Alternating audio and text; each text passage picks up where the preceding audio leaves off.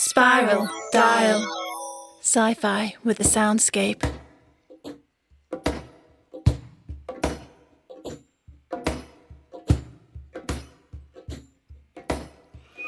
I told you not to waste your time on him, sister, Pyrope said. Stop this madness now. This could be our only chance to find land, and you are wasting it on this stupid boy. Typical of Pyrope to show up just as she was trying to relax. Jessica leant back on the sofa, enjoying the sensation of soft cushions against her skin. Her sojourn beneath the earth had sapped her energy. While she missed certain aspects of the bubble, being able to communicate without speaking for one, she had found nothing down there to compare to these battered old couches. The backstage area had not changed since her last visit. Not only that, it was reassuringly free of animals. Her thoughts turned to the rows of cages below deck. She hoped that someone had been looking after them. It had only been 24 hours since she herself had been held captive in that dank, excrement-filled place. When she had located a radio, she would make sure to go back down there and check on them.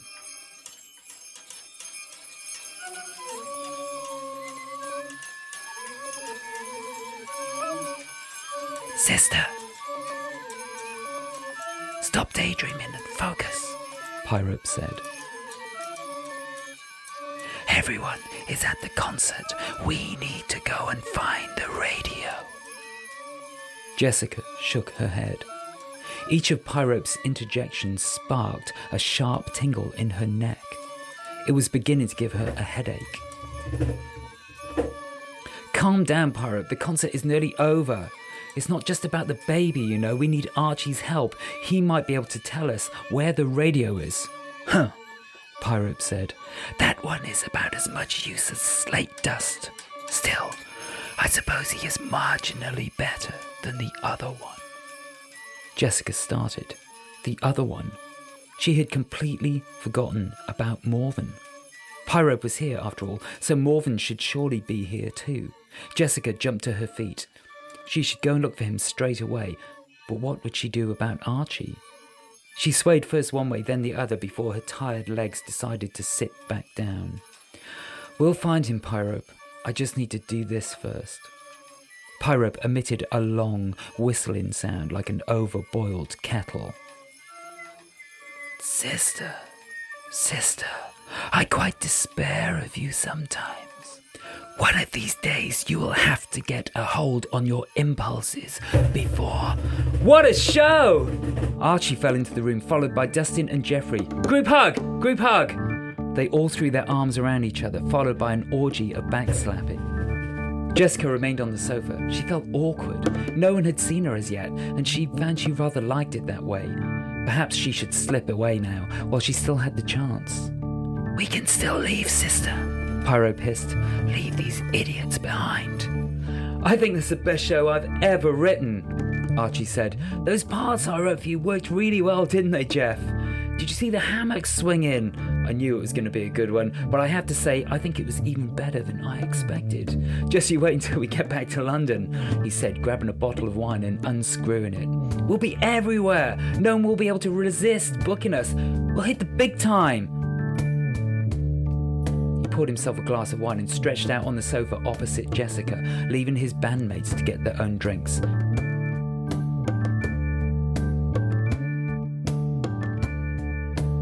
He saw her for the first time.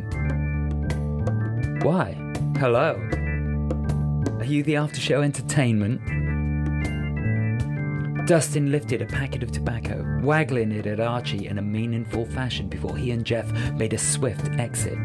At least that gave her 2 fewer problems to deal with.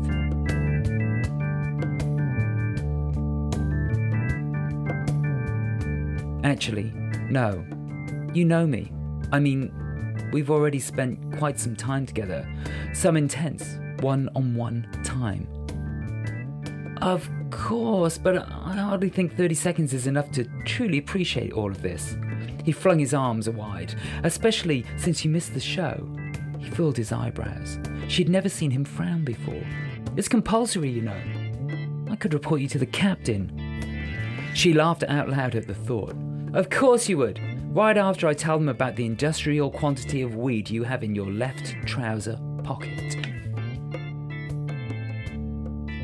He flushed. How do you know about that? The whole place reeks of it. That, and I've seen you smoke enough of it to knock out a donkey. Look, I've got to be quick. We don't have much time. You're going to have to trust me. Do you think you can do that? Archie shrugged and started rolling a joint. I know that this seems strange, but we've known each other before. On the ship and under the earth itself. We've been on a long journey together, and now I need your help. Archie nodded his agreement. Beautiful darling. I feel it too. A vibration. He got up from his seat and sat right next to her. I think we have met before. In a past life. A long time ago, but the emotions still run deep. He lifted his hand and traced the outline of her lips. We were lovers. I can sense it. She fought her urge to push his hand away, taking his palm in hers and tracing the lines on it with her fingers. She remembered someone at school being really into palmistry.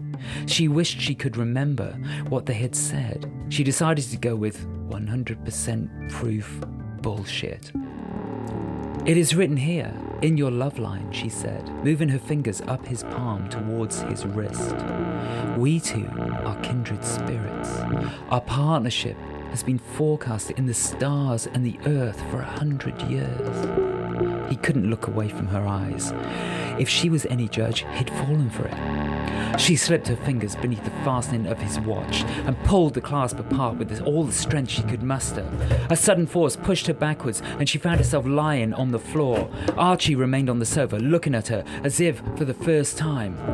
Jessica, he said, how the hell did you get here?